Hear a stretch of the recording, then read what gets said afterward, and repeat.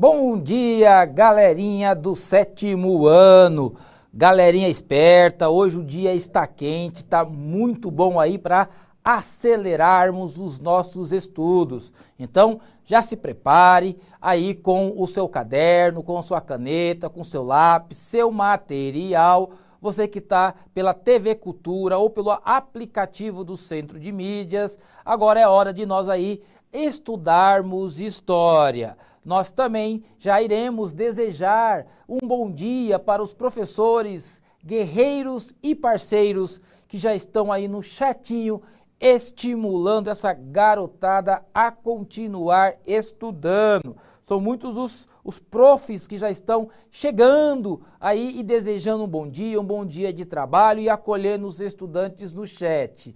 Conosco, nessa aula de história que vocês já estão vendo aqui atrás, né, na lousa, a Contra-Reforma e seus desdobramentos na Europa e na América. Nós estamos aí trabalhando devagar e sistematicamente a Reforma Protestante, esse evento histórico importante aí da decorrência da modernidade, ok?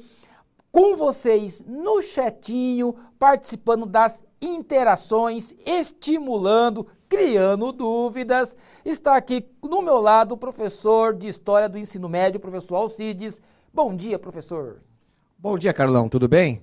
Bom dia, galera. Bom dia, parceiro professor, parceira professora. Eu espero aqui que a gente trabalhe bastante, se divirta e aprenda a história. Um bom trabalho a todos. Vamos lá, professor. Vamos lá, prof, bem legal. Aí depois a galerinha que tiver uma curiosidade aí com as aulas do ensino médio, pode aí depois ver as aulas do professor Alcides, aulas bem dinâmicas, interativas, bem legal. Aqui a gente aprende um com o outro, não é verdade? Assim é na escola e assim é na vida. Vamos então aqui para a próxima tela, vamos discutir aqui os nossos objetivos de aula, junto com as habilidades. Objetivos: trabalhar os processos de transformação social, política e religiosa no século XVI, a partir da reflexão sobre a Reforma Protestante e a Contra-Reforma Católica. Identificar e compreender os principais aspectos da expansão da Reforma Protestante lá na Europa e também na colônia brasileira. A habilidade do currículo paulista será identificar e relacionar as vinculações entre as reformas religiosas protestante e contra-reforma católica e os processos culturais e sociais do período moderno na Europa e na América. Então, nós estamos contemplando todos os elementos que a habilidade ela nos propõe para nós analisarmos os processos históricos que essa garotada do sétimo ano precisa estudar, ok? Nós teremos ainda uma aula final sobre Reforma Protestante, com a expansão na Europa, com mapas interessantes, e depois um outro conjunto de habilidades importantes aí para essa galera. Vamos então aqui para a lousa, para a questão problema inicial. Todo mundo preparado? Vamos lá. Qual ramo do cristianismo catequizou os indígenas brasileiros? Católicos ou protestantes? Dedinho no teclado, 2 minutos, já voltamos, participe!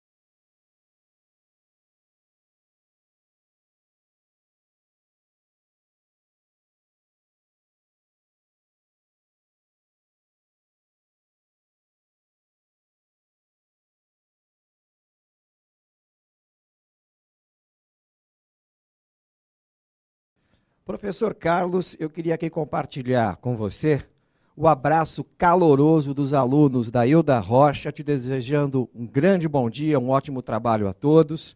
Queria também aqui pontuar a participação de 3 professores, colegas, Natal Monteiro, Edna Mello e o professor Francisco. Todos lembrando aqui que nós fomos, aqui na América, colonizados do ponto de vista religioso pelos católicos, e a questão aqui da Companhia de Jesus. Trazendo aqui apenas um compartilhamento de que, pelo menos, a única tentativa feita de religião protestante foi no Rio de Janeiro com a França Antártica, mas não rolou, eles rapidamente foram expulsos. Não é isso, professor?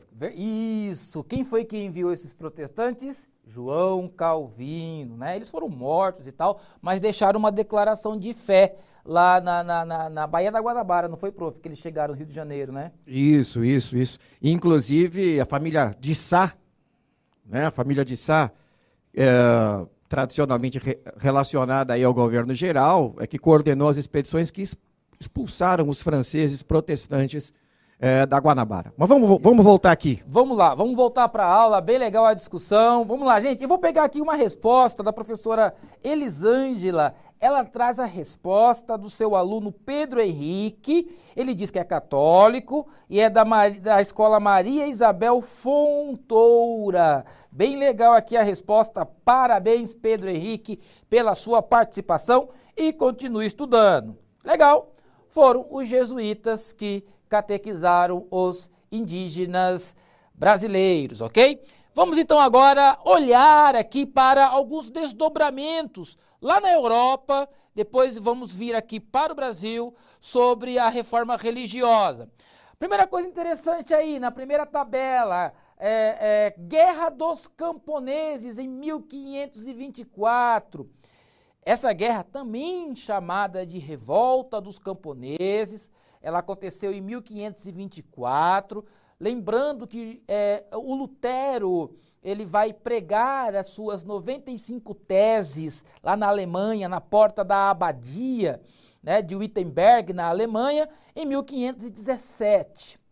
Em 1524, o discurso protestante contra os abusos do clero e também o surgimento de uma ala mais radical entre os protestantes vai fazer com que os camponeses, gente simples do povo, muito mal armados, com armas simples, muitos ali, armas que eram instrumentos de trabalho que se transformaram em armas, eles vão avançar aí contra o clero católico, e não somente contra o clero católico, mas também eles avançarão contra os senhores feudais que ainda resistiam nesse período, né? A formação dos estados absolutistas, aos poucos, vai fazendo com que aqueles senhores feudais perdessem a força. Mas ainda aí, no ano de 1500, século XVI,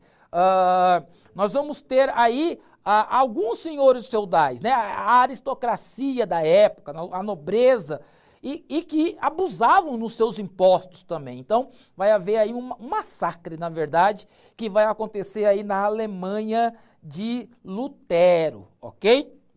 Nós vamos ter aí em 1534, como decorrência, o rompimento da igreja inglesa com a igreja católica. Tá? Nós teremos uma aula onde nós pontuaremos a reforma na Inglaterra, mas, em resumo, o rei Henrique VIII, ele queria se divorciar da sua esposa porque ela não gerava filhos homens. E que isso iria dar problema aí na substituição do reino. Nascia menina, mas não nascia menino, garoto, homem. E aí o rei quis se divorciar.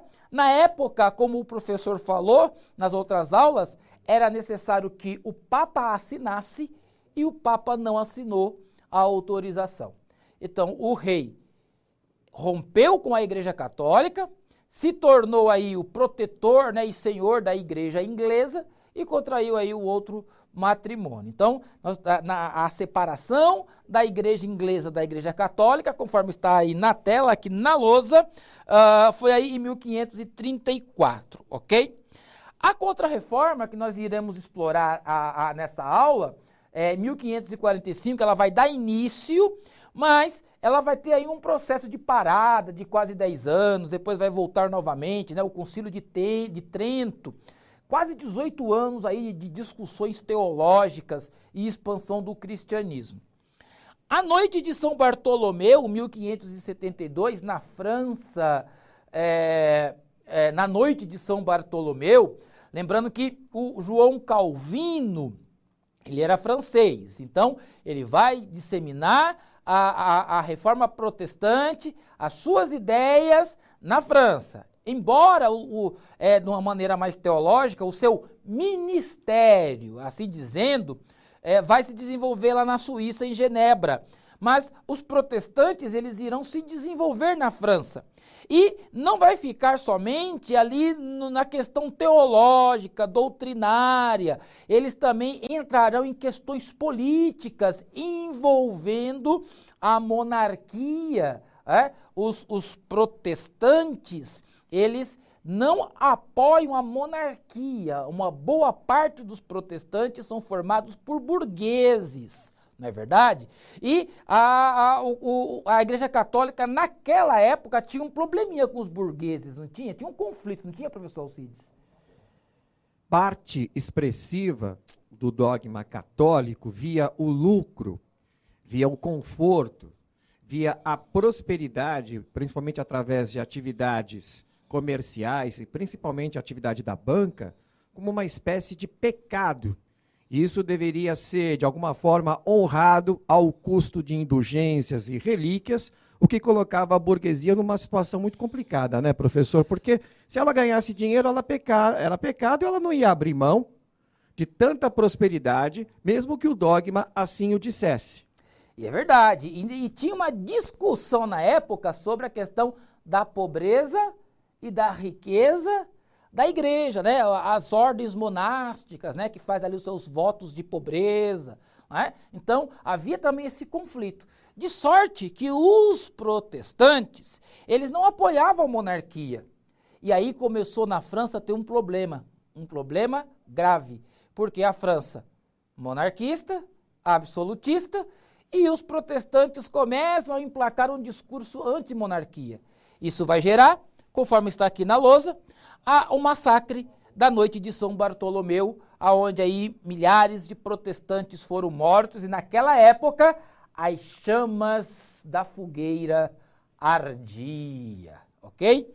Então, como consequência, a polarização ideológica entre nacionalistas, monarquistas que apoiavam a monarquia, e os protestantes que já estavam desenvolvendo a ideia de república, que vocês irão estudar lá no 9º ano, daqui 2 anos, vão aprofundar aí a ideia de república, ok? Então, havia já problemas. Contra-reforma, 1545, e guerras irlandesas, em 1641, onde a Inglaterra ela começa a fazer guerras contra a Irlanda, e aí você vai ter o confronto entre protestantes ingleses e irlandeses católicos. Ou seja, a reforma protestante, ela não foi nada pacífica, legal?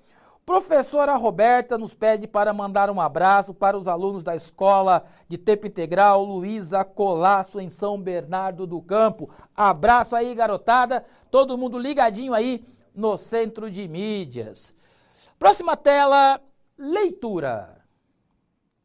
Entre 1545 e 1563, foi realizado o Concílio de Trento, lá no norte da Itália. Uma resposta da Igreja Católica ao movimento da Reforma Protestante, reafirmando os dogmas e práticas da Igreja, além de estabelecer direcionamentos ao combate das chamadas heresias e do paganismo. Contudo, a venda de indulgência foi proibida e o perdão, o documento que a indulgência, ela trazia sob a ideia do perdão, passou a ser gratuito. Nesse contexto, foi restabelecido o Tribunal do Santo Ofício, a Santa Inquisição, com a função de investigar as heresias, sendo exemplos da ação deste tribunal o julgamento dos cientistas Nicolau Copérnico e também do Galileu Galilei, que nós vimos aí em aulas passadas. A Companhia de Jesus, que vocês muito bem colocaram aqui no chat, ganhou a missão de levar a fé católica àqueles que não a conheciam, tendo realizado ações de educação catequista na Europa, na Ásia e na América. A cidade de São Paulo teve a origem a partir de uma missão jesuítica estabelecida no local hoje conhecido como Pátio do Colégio. Legal? As resoluções do Concílio de Trento, né? O que foi esse concílio? O que aconteceu lá? Vamos lá, aqui nós temos um debate teológico, né? É bem teológico mesmo. A imagem vai mostrar o colégio cardinalício. Só tem doutor aí em teologia, só tem fera aí nesse concílio. Então, as resoluções desses concílios foram: 1. Proibição da venda das indulgências. Vitória dos reformadores protestantes. Reafirmação da doutrina da infalibilidade papal, ou seja, em questões teológicas, espirituais e religiosas, o Papa é infalível, ou seja, ele não tem falhas. Reafirmação do celibato. Olha só, a reafirmação de que o sacerdote deve se manter em celibato, não pode contrair matrimônio, deve viver totalmente e plenamente para o exercício da sua fé. Condenação da intervenção do príncipe nas decisões da igreja. Isso vai, como dizia meu avô, isso ainda vai dar pano para as mangas, né? O príncipe, ele intervia em certas decisões da igreja. Então, aí já vai ter aí um conflito. Condenação dos ensinos de Lutero e de Calvino. Condenação e proibição dos livros de Lutero e de Calvino. O interessante aí no Concílio de Trento, professor Alcides, é que, lembra quando nós falamos aqui de que havia um negócio, uma negociação com os cargos eclesiásticos e tal, e que muitas vezes até crianças, às vezes, para manter aí a dinastia de um rei, eles eram ali simbolicamente ordenados. Agora, a partir do Concílio de Trento, o sacerdote vai ter que estudar, e muito.